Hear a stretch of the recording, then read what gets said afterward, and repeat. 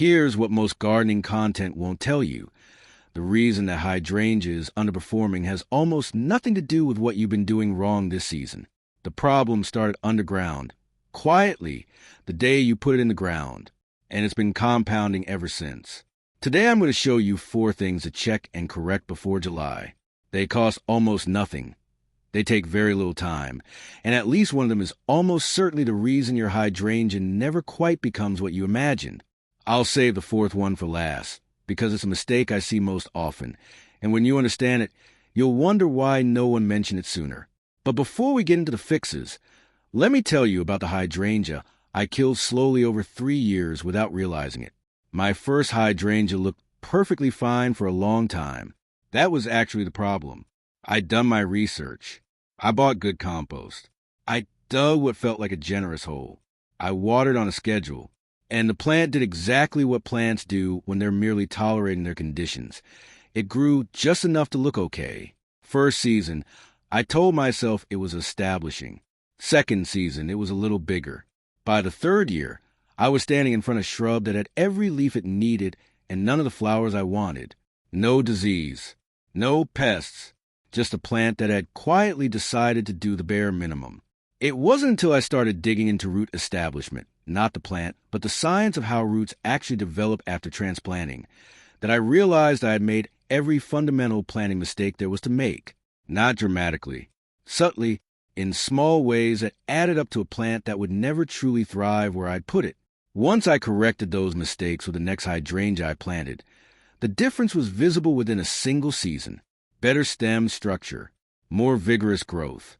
And the following summer, one of the best bloom displays I'd had.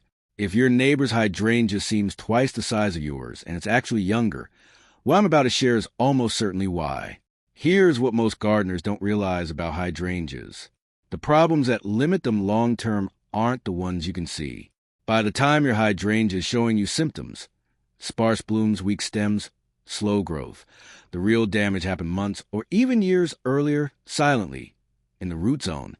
Hydrangeas have an enormous capacity to reward good planting. They're actually forgiving shrubs once their roots are properly established. But that window, those first weeks and months after planting, sets the ceiling for everything that follows. Get the foundation right, and the plant almost grows itself. Get it wrong, and you spend years trying to compensate above ground for a problem that lives below it.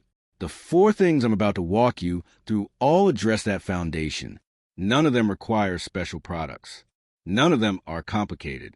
But together, they determine whether your hydrangea becomes a garden centerpiece or just a green shrub that takes up space. Let's start with the one that almost every gardener gets wrong for completely logical reasons. When most people plant a shrub, they dig down. Deep feels like commitment. Deep feels like you're giving the roots somewhere to go. It's intuitive, and it's one of the most common ways hydrangeas end up struggling for years. Here's what actually happens when you plant too deep. The soil beneath the root ball, the loose, recently disturbed soil you put down there, settles. It always does. And as it settles, your hydrangea sinks with it. Gradually, the root flare, that widening zone where the base of the trunk meets the uppermost roots, drops below soil level. Once that happens, moisture starts collecting around the base of the plant every time it rains. The bark at the crown stays damp. Air circulation drops. Roots that should be near the surface, where oxygen is plentiful, end up in conditions they weren't built for. The plant doesn't collapse. It just never becomes what it could have been. The fix is straightforward. The top of the root ball should sit at or very slightly above the surrounding soil level. Not 2 inches down. Not flush. At or just above. When you backfill and the soil settles over the following months, that position will naturally shift down slightly. And that's fine. You're compensating for the inevitable. Before you plant, set the root ball in the hole and crouch down to eye level. Find a root flare, that slight widening at the very base of stems. That point needs to be visible. If it disappears below soil level, your hole is too deep. And if you have an existing hydrangea you suspect was planted too low, walk outside right now and look at the base. If the stems disappear into the soil without any visible flare, if the mulch is banked up against the bark, if rainwater consistently puddles at the crown, you've found your problem. You can often correct it by carefully removing soil and mulch from around the base to re-expose a flare.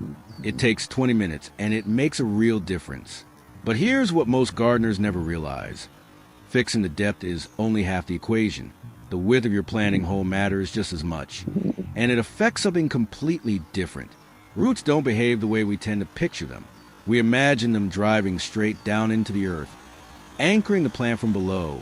But the roots that actually feed a hydrangea, the fine feeder roots that pull in water and nutrients, spread outward, horizontally, often within the top 12 inches of soil.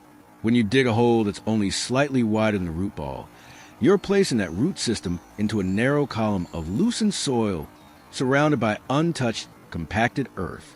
The roots hit that wall of hard ground almost immediately, and expansion slows. The plant is essentially contained. The solution isn't complicated, but it does require a little extra work up front. Dig the hole 2 to 3 times wider than the root ball, not deeper, wider. What you're creating is a runway of loosened, hospitable soil in every horizontal direction. Roots will find and follow that easy path immediately. In the first growing season, you'll often see noticeably faster establishment compared to a narrowly dug hole. While you're at it, this is the moment to improve what you put back. Don't just return the soil you dug out. Amend it. A mix of 2/3 native soil and 1/3 compost gives roots an enriched environment to explore as they expand outward.